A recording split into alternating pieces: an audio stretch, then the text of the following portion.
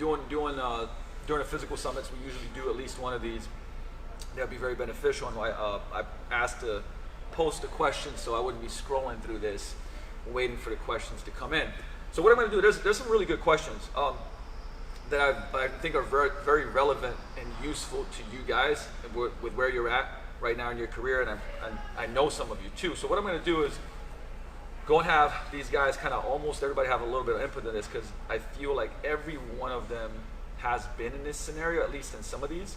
And I'm going to run down because, like I said, these are some good questions. So Jason David asked a question: what would you do to grow your business in person or hybrid after restarting in a new place? You're subleasing, you're in a different state, and you have about 10 to 12 clients. And there's a number of people that said, hey, yeah, I'd love to know that too. There's a number of scenarios. So think you just moved out of where you know people, right? So out of your home, you built kind of a business, a base there, and people that you could actually go up to, or friends and family and colleagues, and know what you do. But somewhere else, you got some clients, 10 to 12. What would you do to build your business? And let's actually, Andy, start there. Like, what would you do? Yeah, so I mean, I did that. I moved from Maryland to Alabama, 20 years ago, and started a business. So the first thing that I did was, I joined the Chamber of Commerce. I joined BNI, which was Business Networking International. I don't know, I would assume they got chapters everywhere. I made appointments to go visit all the middle school and high school coaches to introduce myself to them.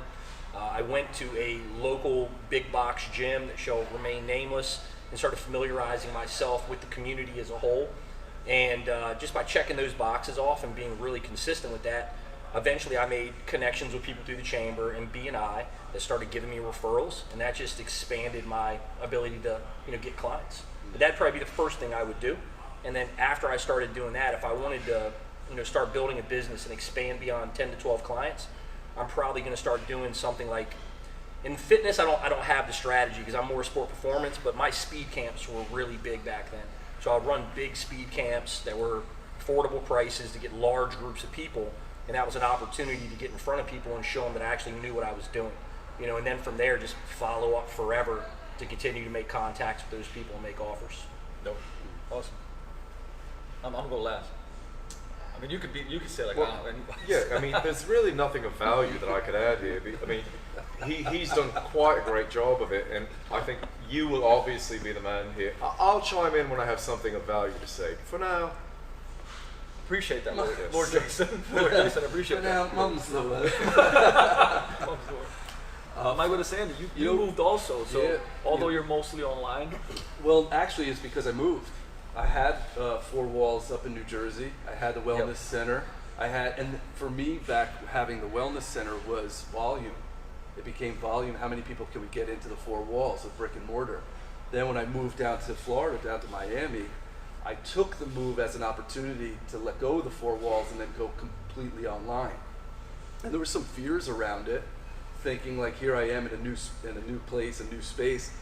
And I didn't really have to actually touch the people that were local. It actually opened up my opportunity and my walls to worldwide. So I used the move as an opportunity to let go of the 4 walls and get fully online, which has been a great role. And we'll ask you about those high-tech IG strategies in a little bit. Michael Desanti has a gift where he makes 1 post per year and sells out every event that he has. It's pretty incredible. I definitely want to chime in on this. So first of all, let's talk about in person. You have 10 to 12 clients. I'd go inside out and like really focus on, if you could just get each one of those people to refer 1 person, right? You're at 20 to 24. And it could be as simple as, we used to do this, actually still do these like VIP gift cards that are valuable because people will get the full experience for 30 days, semi-private training, group training, small group. Now, whatever that is for you, it could be nutrition coaching, some semi-sessions, some one-on-ones. But if you gave that to each person that you're training to give to somebody specific, not going like, hey, can you give this to somebody, but go like, hey, you talked about you and Jenny are both on this kind of mission to get fitter and lose weight and so on. Like, this VIP card is worth $497. I'm paying for it. Don't say it's free. Say I'm paying for her to come in for 30 days and train with me, okay? Because now all of a sudden it's like, holy shit.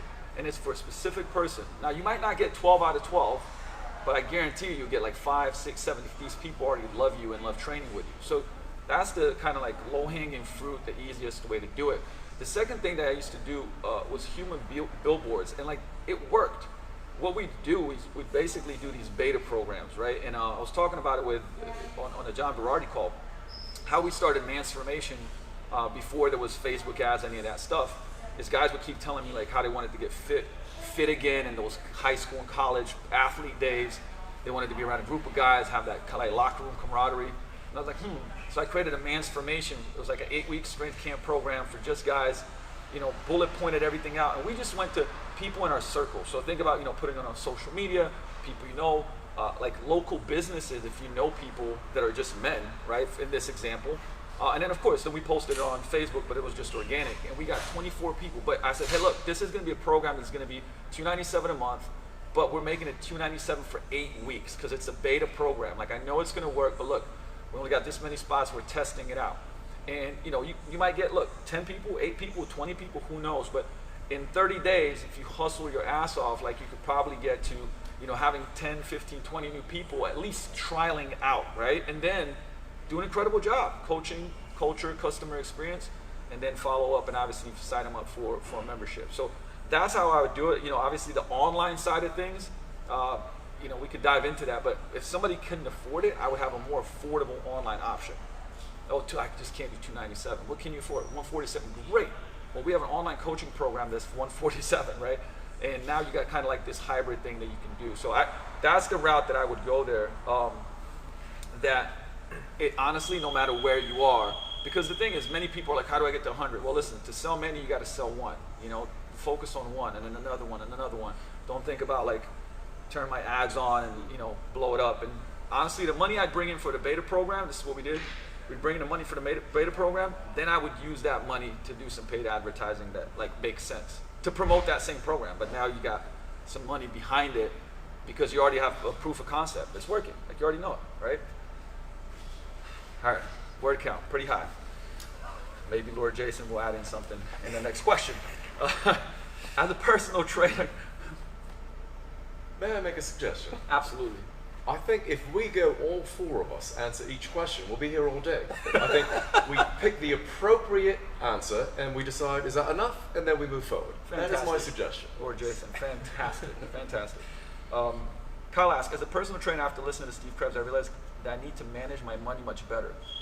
However, I'm torn because there are great certifications and advice like getting a financial team that makes a lot of sense. What comes first? Is that a case of bad debt versus good debt?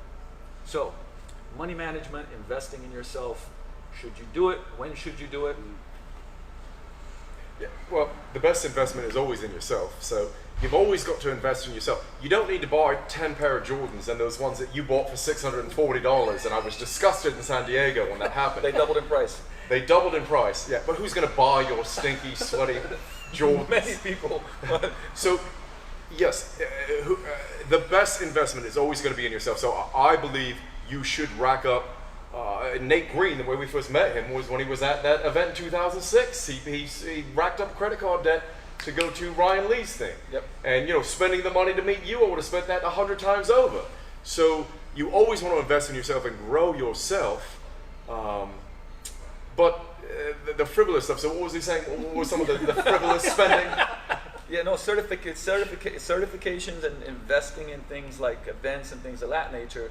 Rack up all the debt you can on that. I think it's worth it. And then you bet on yourself and you believe on yourself. You believe in yourself and you make it worth it. But in the meantime, live way below your means everywhere else. Yes. Don't, make all your meals at home, drive a shitty car, live in a shitty apartment. I think that's the way you do it.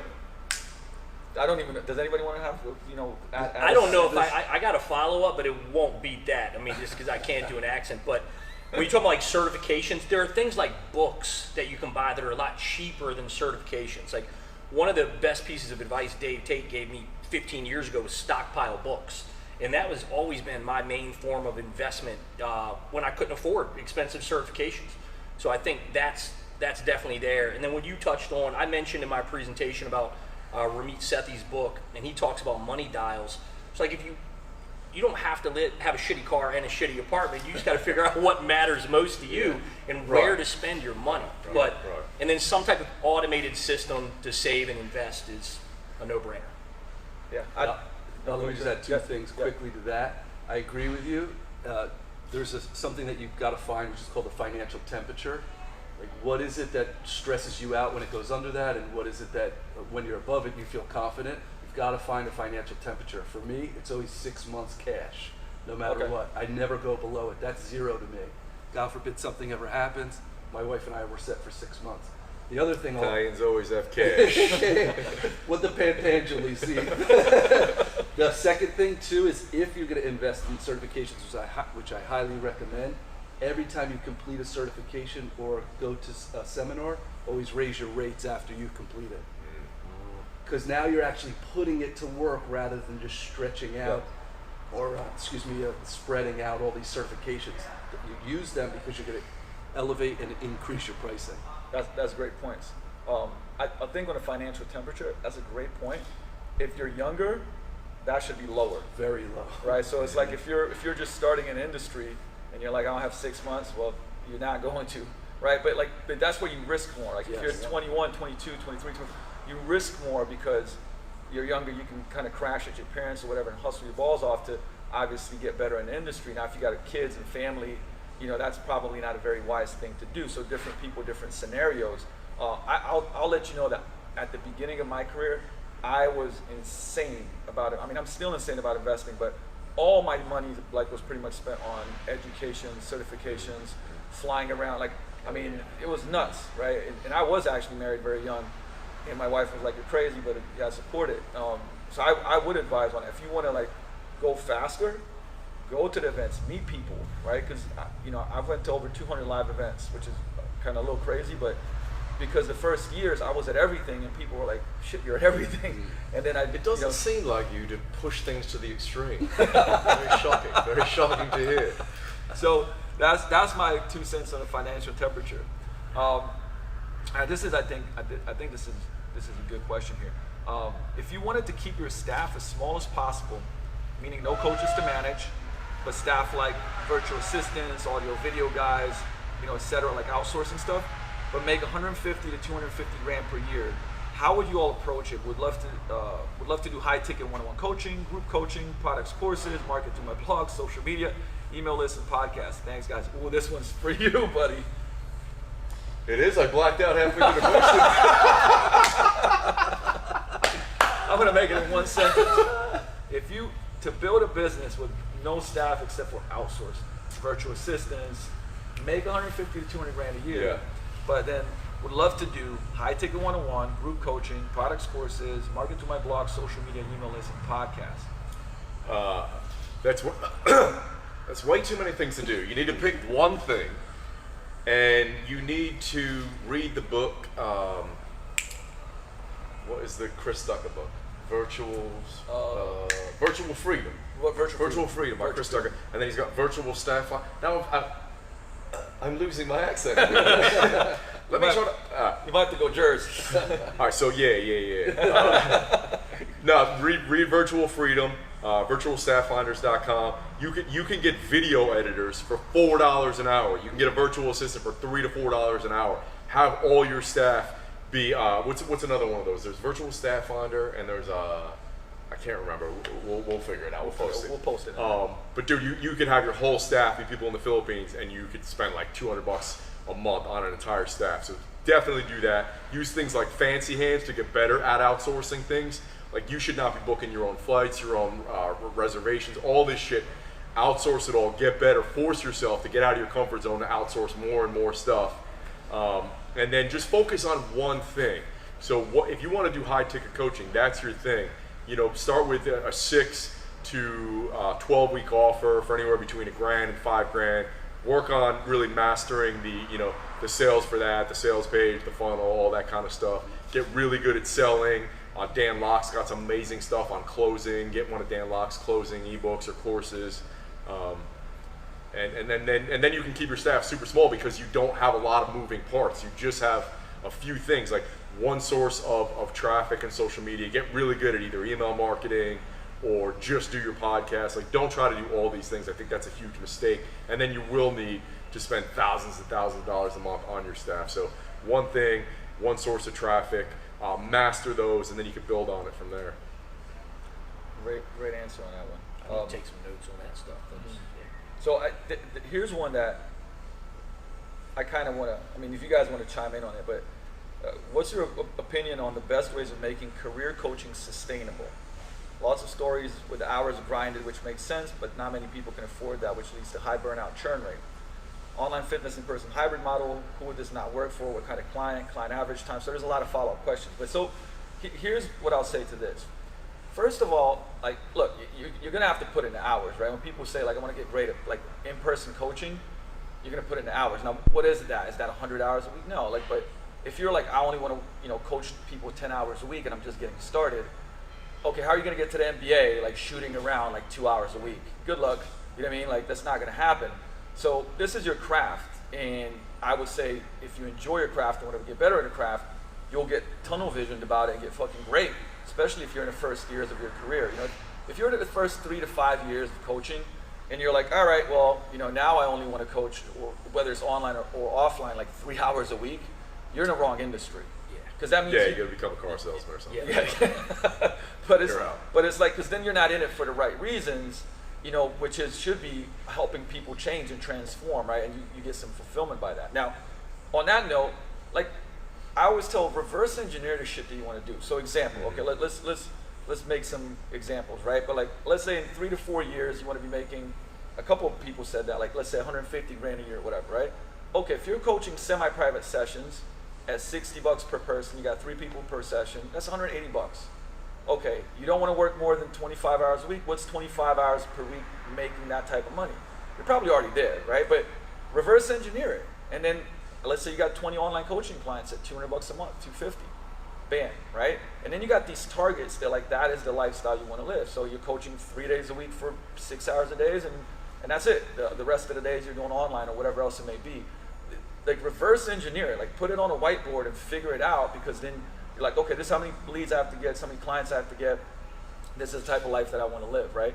That's sustainable because you're working towards the life that you want to have.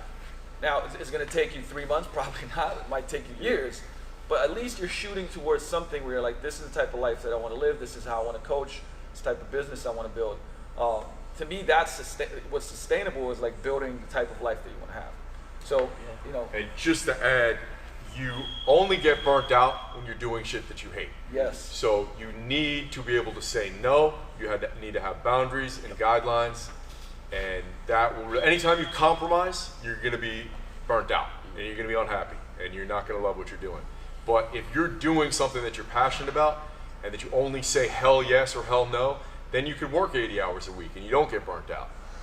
So that's kind of the key. I was going to talk about something similar to that, like just being clear on why you're doing this. And I think the idea of, like, if you're going into starting a business and you're already worried about getting burnt out, I think that's a problem. That's a problem. And because there is so much talk about this stuff now, I understand why somebody may be really concerned about it. But if you're doing it for the right reason, you believe in mastery, right? I think you'll be motivated and inspired every day. I'll be honest, I got burnt out at one point in time, but it was like 15 years in. Because I was so passionate the first 15 years. It was just what I did. And like what you said, like if you're worried about working long, hard hours and you're in this industry, man, you need to change industries. It should that's never just be what's in your required. mind. It shouldn't even be You in know your how I mind. found out about burnout?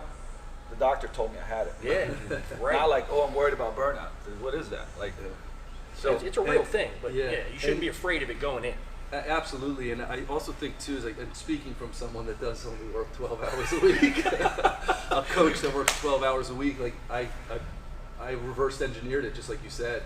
This was the life that I want. I was very intentional about it. I want a life of freedom, and I highly, I can't say enough of like one thing at a time. I have a lot of innovations, coaching and a retreat company and online programs, but I innovated them all one at a time. And I think what happens is when you really put focused energy into one thing, burnout is almost an impossibility. It Yeah. actually leads to passion rather than stress. So if you have all these goals to have different platforms and different endeavors, pick one thing, give it the majority of your focused energy, and then once it's sustainable, then go on to the next thing. because don't get it twisted, right? For like Jay started with doing one thing, Yeah. training people, and open the gym, was training people, and then years later started doing online. Then he just did online, right? And it's like, and then you built that up. Mike, same thing. Andy started training people in a gym. I started training people in a gym for years and years and years and years. Now you might be like, oh, but you run a summit and you do this and you do, but 15 years in, right? So it's like you get really good at something and you build on top of that, right? So, you know, looking at that and going like, oh man, like I want to have all those things going on, but you haven't even started becoming fantastic and great and masterful at one, which takes years, right? Have a waiting list. You know what I mean? Like everybody should have a waiting list. Like that's what if you don't have a waiting list, get better. I know that sounds kind of harsh, but it's like, look, man, if you don't have a line out the door, like, listen, I can't take you anymore, right? Then you raise your rates. And you can't be raising your rates where like you're open all the time because you haven't got the results yet, right? So I think that's very, very important. And like I said, might be a little kick in the gut, but hey, sometimes that's what you need. Let me add one more thing. Take care of yourself. You know how many coaches don't actually take care of themselves? Yep. They don't do the things that they tell their clients to do. Totally. They eat terrible, they don't sleep, they overtrain or undertrain. That's not going to help build the capacity to run a business and push off this worry about burnout. You've got to take care of yourself and make it a priority. And that's coming from experience. Same. Yeah, great point. Great point. I think this is a quick hitter. What's a normal rate for online coaching? What you recommend comes along with it? Personally, I think that if you're starting going to online coaching, it's better to have, you know, higher rates, you know, less clients and really serve them well. It's very different. It's the only way. It's It's the wrong question because what's normal doesn't matter. You don't want to be like everyone else, and it's a commodity. It's the wrong question. But yeah, you got to go super high price because then it's just schlock. Schlock. Yeah. You don't want to have a schlock business, man. No. That's not a good way to go. Yeah. Unless you sell something that's schlock and clothing wear or something like Yeah, that. to make money online these days with low price stuff, you have to have millions and millions of followers. You have to have a humongous email list. It's next to impossible. So I wouldn't do monthly stuff. I would sell, like I said earlier, like a 6 to 12 week package for as much as you could charge for it. And it should be uncomfortable for you to say the price, and then you have to live up to that standard you set by the price. That's another thing that I always suggest reverse engineer. How many hours do you want to work? How much money do you want to make? And then just divide it by that. Nice. So that's normal to that person, maybe different. Everybody has a different temperature. Yeah. So you got to know what's your temperature. But Speaking of definitely. which, you ever feel colder hands? Holy shit. Speaking of which, 1 degree above dead. Speaking of which, it's an ice box in here. If at one See my hands, I'm hiding them under my arms right now. Hey, Like, maybe somebody tap me at Ferruggia. Come on. All right. Let's see. What is something that each of you are working on for the future that you're fired up about? Just keep it short, but like, what's one thing? Mine is, now that my coaching business is sustainable and I have everything I need, I'm shifting more into real estate and investing my money in real estate for the future to provide for my family. Yeah, because you just told me that you're a real estate mogul. We didn't know about it. Did he I tell do you it, that? I do it on the No? side. There's always something like that with this guy. Just getting better on camera, on stage, on a podcast, you know, pushing myself more and more like that. There's a lot, but definitely in the next 12 months, taking a lot of the things online that I've actually been working on for a couple of years, but haven't. Since haven't- Richard Sherman. Since Richard Sherman is here. So not to say anything else is gonna kind of take a step back, but going online and with our Yo Grow Your Gym program, like growing that, and some online platforms for fitness end user stuff. So growing my mentorship program, and then also being more intentional about stepping into my role as I want to be a leader in our industry and help people figure out how to build businesses that create the lifestyle that they want. And, I want to step more and more into that, and that's going to be a big focus of mine. awesome. I got one. And Alan Cosgrove is if you want to jar in a question in a Scottish accent. Wait, what is it? He said he just texted me. He said, if Jay can answer the next question in a Scottish accent, I'll buy beers. Wow. Okay. So I'll go brave, slowly. Think I'll go brave. slowly as I ask this question, so you got some I time. can't hear it. So Kelly, good friend of mine, how does your mindset shift if you're coaching and training the youth in sports, basketball in particular? But I think that's actually a great question. What's the question again? How does your mindset shift if you're coaching and training the youth in sports? I'm not so sure it does. You know, I don't know if I would shift my mindset based on working with youth athletes. What I would say is that you have a great deal of responsibility in making sure that you're shaping those youth athletes into better human beings. They're at a very impressionable age, and you have to be very, I don't want to say cautious, you have to be intentional to make sure that you're communicating the right things to them from a value perspective. Yeah, I'm gonna. If you guys aren't watching, there's a phenomenal documentary on Netflix called The Coach's Playbook. It's great, and Serena Williams trainer. He's a big time, obviously, tennis coach. But there's something that he said that resonated with me about this particular scenario, which is, you know, he was like this big time coach, so all the athletes were, you know, so wanted to make him so happy and like not fail him and blah blah blah blah. And it wasn't until he showed them that he was on their side, it's okay to fail and mess up, that they really bought in and were like, wow, like he really does care about me. I think that's the most important thing. Like you can push them hard, right? You can challenge them to be their best, but you always have to show them that you're doing it because you care for them. You truly care for them. So if you can do that, the athletes will work harder for you rather than being afraid to fail. And so I think that's probably one of the bigger, if not the biggest point that I would do on the mindset side of things. That's a great point. No matter who you're coaching, that quote, like, nobody cares how much you know until they know how much you care, comes to mind. That's a huge thing. I think that's the right coaching mindset, no matter who you're working with. Awesome. I opened my gym 3 weeks before COVID. I've grown each month since. However, attendance has been challenging with how inefficient everything is right now. I have a semi-private model, and the culture community isn't growing too much. Everyone's a bit independent in their training. How can I change this moving forward to increase buy-in, engagement, and focus during sessions? Anybody want to jump in? So basically, it's like how to improve culture. Do you have a training system? Do your members know what you actually believe in regarding training? So I don't know if I got enough information to answer the question he wants, but he talked about people being individual in their training. So to me, I'm hearing that people are doing different things as opposed to buying into the culture of the gym. So I think that's important, that your members know what you stand for and know why you believe in these principles.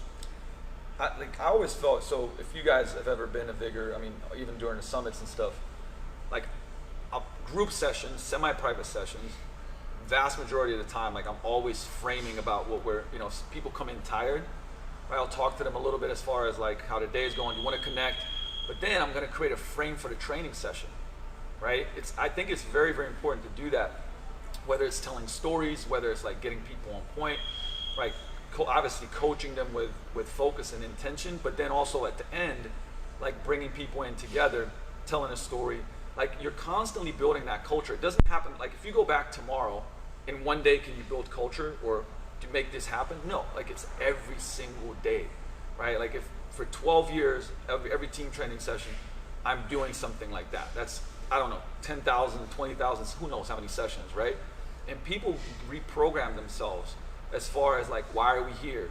Oh man, like when I go to Vigor, I know I'm tired, but you know what? Like I'm gonna focus on every rep, on this, that, the other. I'm here to make myself better. I'm chiseling myself out of clay, so on and so forth, right? I'm always telling these stories. So I think it starts there in environment, you know, whether it's murals and paintings and quotes, and like the environment helps people get into that as well. You know, so we have our values, you know, coming up as a wallpaper so that people see them, so the coaches see them, that the clients see them and live them. So I think environment, how can you shape that environment, and how can you constantly, every day, like it really has to be an everyday thing and a structure to get people focused and buy into what your beliefs and values are. And you got to keep talking about them and talk about them through stories and not just, you know, logic. People obviously feed off emotion versus logic. So you do such an exceptional job of that. The reframing and the storytelling, we can't gloss over that. Like that is huge. That is a game changer. And it goes back to, you know, what Jay talks about, like, you know, in Super Connector, but like you can do that with groups, right? And look, if you watch Eric Thomas or Tony Robbins or whoever, like obviously we could tell 100 different names, you get fired up. The thing is, the mistake is that coaches believe that's not their role, but it is. Like you have to become a great storyteller and like pitch, tone, right? Like I'll be in class and go, get excited and bring it back down. Right, like it's a storytelling thing because you're constantly rewiring people's brains. So if somebody comes to class four times a week, 52 days a year. You know, they're gonna be here 200 times. Now, in 200 times, if I'm telling a story and helping them shift their mindset about who they are, what they believe in, that they can do it, you know what I mean? Like those different, like they become different people, and they connect that growth to you. So now they're coming in, they got better energy, they're affecting everybody else in the group, affecting everybody else in the gym. So really it comes back down to how do you operate inside of your gym as a coach? You know, how do you get everybody, look, it's like a team, right? How do you get them to win together? And then over time, that just becomes who you guys are, right? And I know that, you know, it's not like, hey, go tomorrow, put in a PR bell, which is great. But like ring it and fucking everybody's gonna be like, yeah, the culture's changed, right? That's not how it happens, right? You really, really gotta work on it and be intentional about, like I talked about this, you know, I had 4x6 cards in my pocket. I still do many times. I pull them out. This is the story I'm gonna tell today for small group, you know, because I read it last night in a book. So let me just interrupt you for 1 second there, because storytelling is it's one of the most important things. I mean, from the dawn of man, and you've seen this firsthand. Not only do you want to get good at telling stories, it's so important for a business like this, but also you should always be working on making your stories better. You've seen me tell the same stories 5 different times, and I may change the punchline, I may change the timing. So I talked about this a little bit in my talk. Always be cognizant, be aware of, okay, how are people responding to that? Oh, what are they laughing at? What are they getting fired up at? And then change it. Like the other day, I came into dinner and I was telling you guys I broke my back and I had blue balls and all kinds of stuff. And I was fired up, but like that was maybe the second time I've told that story. Now, if I tell that story a month from now, you know it'll be way funnier. You'll do it 10 more times. Yeah, and you know it'll be way funnier. Absolutely. So you always have to be, I just don't think people are cognizant of that or aware of that. Like always be improving the story. Read the room, how are people reacting, and then even know how you delivered the story. Oh, I could have done that a little better here. Like you might just not tell the same story. No, tell the same story. Get better at telling the same story over and over. That's a great point. Actually, Jay will like, I mean, we talk about it, like you do a presentation and go like, what was great, what wasn't great, you know, and then you'll switch stories up, but like make this one better. Like that's the thing. For instance, how there was no live audience this time, so I didn't bother. This is bullshit. Can I add one thing to that? Just from a purely tactical perspective, like everybody talks about follow up forever, like from lead gen to the sale, but I think follow up forever also has to do with once they become a client, because, and I don't know where I heard this research, so if I'm wrong, you guys can tell me in the comments I'm wrong, but I remember hearing that if somebody comes to your facility 8 times or less in a month, you have a 50% chance of losing them as a client. So one of the things that we're always top of mind about is, are people showing up for their committed amount of sessions? Yeah. And if they're not, we've got a follow-up strategy. Are you okay? Everything going on? We missed you today. People want to be missed. They want to be noticed. And if they're not there, if you reach out to them and say, hey, look, we missed you today, you have a much better chance of improving your attendance. And since he mentioned that, it popped into my brain that I think that's a direct tactic that he could use to just make people more likely to show up for their sessions. That's great, and I'll piggyback on that too, because so after a session, and you said that you train semi-privates, so you don't have, for instance, 15 to 20 people in a class. After each semi-private, I strongly encourage you to make a note of what they did well, right? In that semi-private, okay? Hey, great job today. You know that you got like 2 chin-ups, and like when you came in here, you got 0. Man, I'm so proud of you, okay? Boom. Hey, your trap bar, I know we used the same weight, but the form was great and it was going up faster. Now, you may be like, okay, I'm telling you right now, if you did that every single week, or maybe it was like they said something and it was like, hey, I cracked up at that story that you told me. You just follow, it's like, it takes you 5 to 10 seconds, that's it, right? For 4 clients, 1 minute. So 1 minute of your time for those 4 semi-privates, over time, it'll blow their fucking mind. They'll probably start referring because they're like, I can't believe you remember that. I can't believe that you shine the light on this great thing, because most people don't have that confidence. That's why they come and see us. So these are basic things, but if you do them exceptionally well, you will completely differentiate yourself from absolutely everybody. I promise you that. And anybody that's listening to this, hopefully you guys are picking up from this one. Let's do a last one because we're kind of running out of time here, but Ben was asking, if I'm doing online training, should I focus on getting local clients or should I include clients outside of my country? I can't charge much in my country, Myanmar. They don't spend much on their fitness. Anybody got some good advice? Yeah, if you're doing online training, it's worldwide for sure. Yeah. So, I mean, online was great. I mean, you have to obviously build some type of positioning. But also what Jay was talking about, right? Like you focus on a specific program, get really good at marketing and sales in that program. Nobody's gonna go, oh, that coach is in Myanmar. They don't pay as much, so I'm gonna like. Yeah, they don't know where you are. I'm gonna, right? Like Yeah. it won't matter.